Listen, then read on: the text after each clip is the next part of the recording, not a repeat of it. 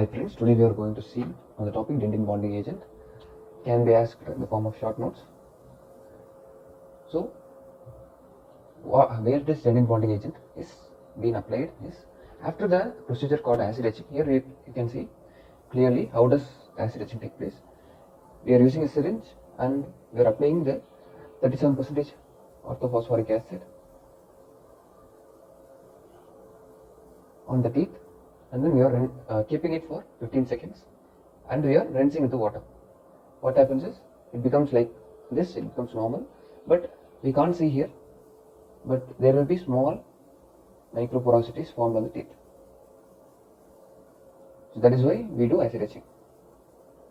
Bonding agent is applied with the brush on the tooth and then it is light cured for 15 seconds.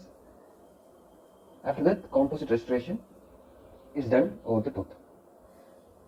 So here if you see the OptiBond they have given, these are commercial names.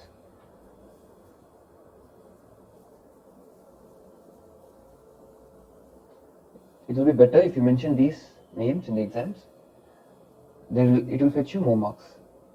And here you have Prime. This is the 7th generation bonding agent. We have single bottle system here, primer plus conditioner plus bonding agent, everything put together a single bottle. So these are the most commonly used bonding agent. 4th generation we have separate primer, the Dent bonding agent and acid conditioner, 1+1+1. Then you have in 5th generation you have primer and adhesive or Dent bonding agent in a single bottle and you have acid conditioner separate. 6th generation you have acid conditioner and primer together, whereas you have Dent bonding agent or adhesive separately. 7th generation you have everything put together in a single bottle, 1+1 and we have. So here you can see a dentist applying dentin bonding agent over the acid etched tooth with a brush with a proper isolation. But still this isolation is not enough.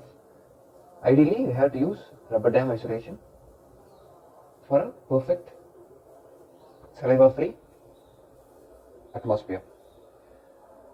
Dentin bonding agent, if you see, it's both hydrophobic and hydrophilic. Hydrophobic on the outer layer and hydrophilic on the inner layer.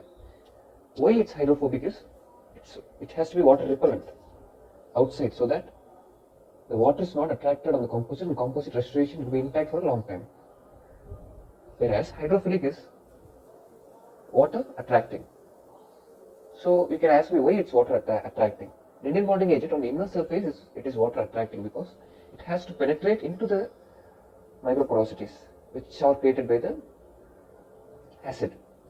So then resin tags are formed. Resin tags are nothing but the bond between the dentin bonding agent and the tooth, so that it goes inside and bonds with it. The strength of the restoration increases if it's hydrophilic inside and hydrophobic, that is towards the composite restoration outer layer. It has to be hydrophobic so that the water contamination is less and the restoration's life will become higher. Adhesives need to be hydrophobic majorly, but adhesives should also be a little bit hydrophilic. Let me tell you why. Hydrophobic because as the fluid will not enter the intermediate layer, the contamination, saliva contamination will become less and the restoration will be a bit stronger.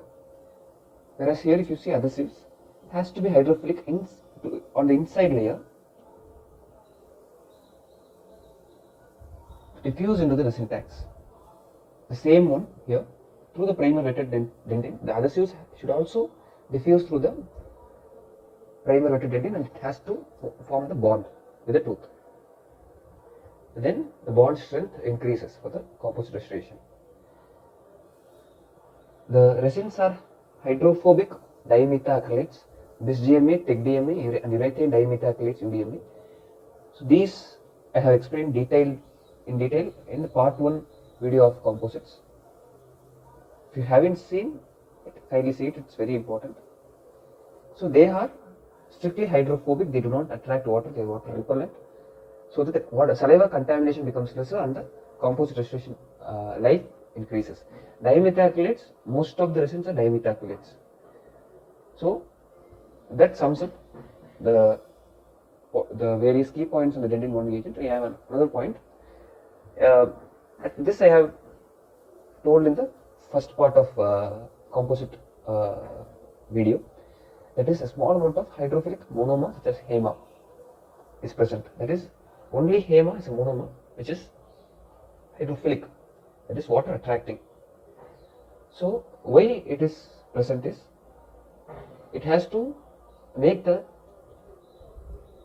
penetration of the resins into the tooth structure so that the bond strength increases. That is why there is a small quantity of hydrophilic monomer, that is HEMA, present. Generations of dentin bonding agents are very important. It's better to always use a tabular column and explain. So first generation we use glycerol phosphoric acid methacrylates. So let me tell you the basic structure of glycol dimethacrylate. That is, this is the basic structure of glycol dimethacrylate. So first generation dentin bonding agent is a little bit different. It is glycerol, but the basic structure is this. Glycerol is when there is an extra oxygen group, it becomes glycerol. In glycol there is CO group, that becomes COO. That is the basic difference. So you have to understand the basics. So I have given the glycol dimethacrylate structure. Glycerol dimethacrylate is where the functional group becomes COO. So that is the difference here with the first generation dentin bonding agents, which was used in the past very much earlier. And then the second generation dentin bonding agent, just they substituted the phosphate esters of various chlorosubstituted, where the phosphate esters are added up with the chloride group of various monomers in first and second generations. Otherwise, there is no any distinction between the conditioning, primer and bonding. Just this single things about the monomer is changed. The second generation. Third generation, what happens is, they separated the conditioner, primer and bonding agent in three separate ones. First they do the conditioning, and then the priming, and then bonding.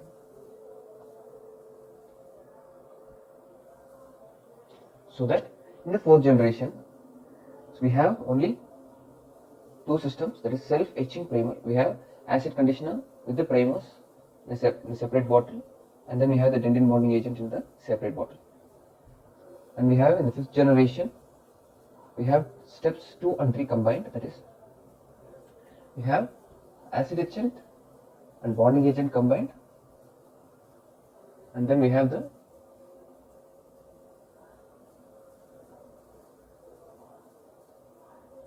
actually this I have just told it in the reverse. Let me correct it. See here, friends, here we have the three system, that is dentin bonding agent plus acid conditioning, and then we also have primer separately in the fourth generation. Whereas in the fifth generation, we have the dentin bonding agent, acid etchant and primer separately. Whereas in the fifth generation, we have acid conditioner in the separate syringe,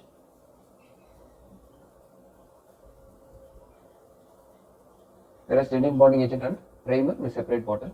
In sixth generation, it's a two-step procedure where we have dentin bonding agent separately and acid etchant plus primer in a separate bottle. Whereas in seventh generation, we have all the three steps, that is dentin bonding agent, primer and acid etchant in a single bottle system. So primer is something which eliminates the smear layer. Smear layer is something which is made of the food debris. So it forms a thin layer on the surface. So when we remove it, and then the bond is formed, the strength of the bond increases. So that is where primer acts majorly, and acid conditioner is 37% phosphoric acid. As I told, it makes small microporosities on the tooth surface. Somewhere if I am applying here the acid etchant, it forms small microporosities here, and then the resin tags after that is formed by the dentin bonding agent like this into it, like this. The microporosities are formed, and then here if you see here, resin tags are formed like this inside,